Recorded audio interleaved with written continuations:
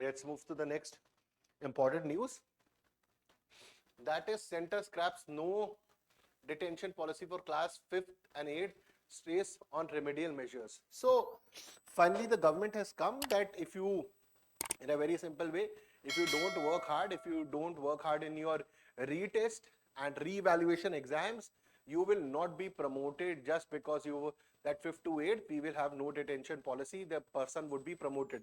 Because once you start doing it from 5th to 6th, 6th to 7th, 7th to 8th, the kind of student which you get in 9th, when the amount of mathematics and science increases, the student is not able to cope up with these challenges because his base is very weak. And if your mathematics base of 5th, 6th, 7th, 8th is weak, your science and social science base is very weak, you are not able to compete in the class. So finally the government has come up with the decision. They had taken the decision earlier only. Now they have eventually scrapped the no detention policy for class 5th and 8th, class 5th and 8th, allowing schools to hold back students who failed to clear year-end examination.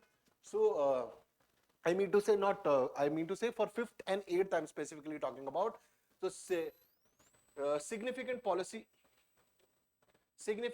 shift aims to address learning gaps and improve learning outcomes, remedial measures, and re-evaluation opportunities. So what happens is that, for example, 5th is a very important class. 1st to 5th you come, and 6th, these civics and social studies subjects, and they go in depth, and the science also includes geography and all those subjects come. Now 5th is a very important class because 6th the change will come. So if you're not able to perform in 5th, then the problem will come in 6th. It will continue in 7th also, and eventually once you reach 8th the problem will come that the 9th, in which 9th and 10th become very important because eventually you will be going for the higher studies in the terms of 11th and 12th, science, commerce and other streams will be coming. The problem is that if you're weak in 5th and if you're weak in 8th and this continuous promotion starts, it's okay that you will pick up. The problem is that the amount of syllabus would be increasing and the complexity of the subject also increases, and if you're not able to cope up, the learning outcome is very poor. And if these students continue, it is only a problem for them that they are not able to prove it, and if they would have been given more time in the same class, they would have become a better student. So that's the major thought process behind it, that the learning outcomes should be better and the learning gap which is increasing. For example, out of say 50 class in a student, 40 are very good and 10 they are not able to even cope up with 40-50%. Then just transferring them into the next class irrespective of their result is just a poor show, because it will continue. Because if they were not able to perform in 5th, the chances are that they will not be able to perform in 6th, because the burden of 5th is already there. The base of 5th is not clear, that the base of 6th, the additional subject of 6th plus the previous base of 5th which was not understood, it will continue, and over a time with 6th, 7th, 8th, this will culminate into failures or not understanding the subject as a whole. Okay. So in this context, Ministry of Education issued a notification dated December 16 titled Right of Children to Free and Compulsory Education Rules 2024. Student failing promotion criteria in class 5th or 8th. So 5th or 8th can now be detained after exhausting remedial measures and re-examination. So remedial measures would be given, re-examination would be given, parents and the children will sit with the teachers, and the teachers would be aligning specific subjects or specific strategy with the students who are failing so that they can cope up and pass. So they would be given a retest, they would be given a re-evaluation, they would be given exercises so that they can pass. But even after this, if they are not able to cope up, then they would be detained. So Right to Education Act 2009 was amended in 2019 to remove no detention policy.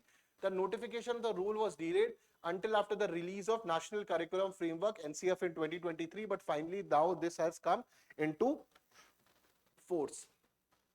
Okay.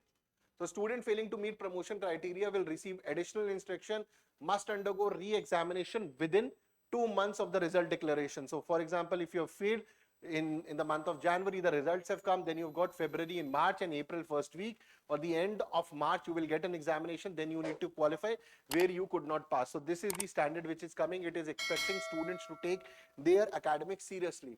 If they fail the examination, they will be detained but not expelled from the school before class 8. Now there is a talk of expulsion also, that if you continuously start doing, you might be expelled from the school. So now academics and students, both the students, you need to take their academics seriously. Parents need to make sure that their ward takes the academics very seriously. So parent-teacher guideline, teacher will provide specialized guideline to both student and parents, identifying learning gaps and offering solution in improved performance. Now this is a good step in the terms of, that the learning gap should not continue, otherwise it will come, it will create students eventually after 11 12, because which, whose base and academics would be very weak, and if their base and academics is very weak, eventually the after graduation industries are also not very keen to take students whose base is not very good, who is not very clear about the concepts, depending upon which industry you are going. The problem which comes is that, okay, this is a good step, the gap should be reduced, and the new policy, the new education policy, NEP also talks about it, quality education, everything said and done. But how will this happen? Most of the time, problem with these government schools is that the teacher itself is neither motivated, and most of the time his or her concepts are not very clear. So they are just time passing, or they are just trying to come and complete the classes. The focus of the teacher is also not there. I'm not trying to save the student. Yes, students are also like this, but there's a huge problem with the teacher also. The teacher most of the times they are not able to complete the syllabus, and just 1 week or 2 weeks before the examination they are rushing to complete the syllabus. And multiple examples from the country has come. Teachers are coming to schools, and rather than taking classes, they are cutting vegetables. There multiple videos are there, and then teachers quality has been poor. Yes, the state governments have taken steps to take care of it, but still a lot needs to be done. So it's a good step, but the point is that will teachers actually do this specialized guidance and everything? I've never seen in my entire education that specialized guidance has been given. Neither it was given in school, and in college nobody was bothered. Yes, when I started preparing for civil services and I started meeting those teachers, obviously where they were guiding and they were trying to help, or even some senior bhaiya who was trying. A senior bhaiya was much more helpful in college than my teacher. That's my take, because he would come, he will tell that read these subjects. The colleges and professors were just trying to come and complete the lectures. There was no focus on actually putting an effort so that student understands, learns, evaluates, synthesizes, analyzes. There was no effort, and if the effort is not there, this will continue, and this will just become one more policy, and the policy will continue. So for example, if a student is retained in 6th standard, for 5th standard or 8th standard, there is a psychological problem also, because he feels a taboo around him that he has failed and his students have moved on, and it becomes very difficult.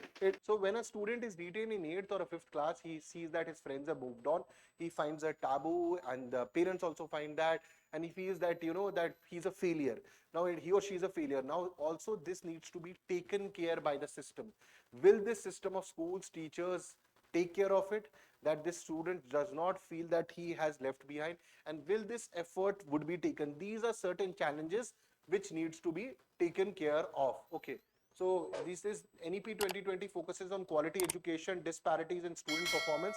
So focus on individual support, alignment with NEP 20, addressing rational, addressing the learning gaps. On these basis, this step is taken. Very good. Okay. But the challenges are potential impact on student morale and confidence, need for effective implementation of remedial programs. I have never seen, I'm not talking about top schools and private schools where the fees is exorbitant in nature. There definitely they would be taking care, so much of fees is going on. I'm talking about government schools and other schools where this policy will be implemented, but will teachers do it? That is something which needs to be asked. I would also want your opinion. Do you think this will really happen on the ground? Balancing accountability with inclusivity in primary education, that everyone, see, inclusive is good, but just taking some student because it has to be inclusive is also incorrect, because they say out of say there are 50 students, okay, and out of this 5 the standard five, they are passing 5th, and remaining out of this 50, 45 students are good and they are able to pass the 5th class.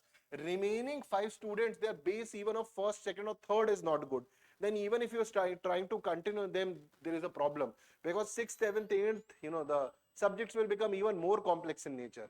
So that is what I'm trying to talk about. So we need to find a balance to this problem. Okay, so this is the question. Thank you for watching this video. For complete video, please watch Daily Decodes, and the link to that video is given in the description. And please don't forget to like, share and subscribe the channel. And do press the bell icon for all the updates.